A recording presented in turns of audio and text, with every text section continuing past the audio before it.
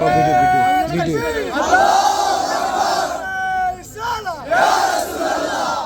আসসালামু আলাইকুম। আজকে আমাদের এলাকা তথা বারোপাড়া কৃষ্ণপুর কেন্দ্র ঈদগাহ জামে মসজিদে বাৎসরিক মাহফিল অনুষ্ঠিত হয়।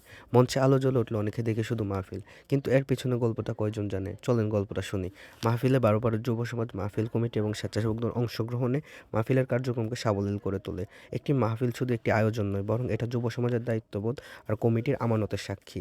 যুব সমাজের শক্ত হাতে, কমিটির দিক নির্দেশনা, এই দুইয়ের মিলনেই সফল হয় একটি বাৎসরিক মাহফিল। আর এই আয়োজনের নীরব নায়ক মাহফিল পরিচালনা কমিটি। দিনরাত পরিকল্পনা, দৌড়ঝাঁপ, দোয়ার সমন্বয়ে তারা গড়ে তোলে এই মহৎ আয়োজন। সকলের সম্মিলিত প্রচেষ্টা মাহফিলকে দেয় এক নতুন উচ্চতা।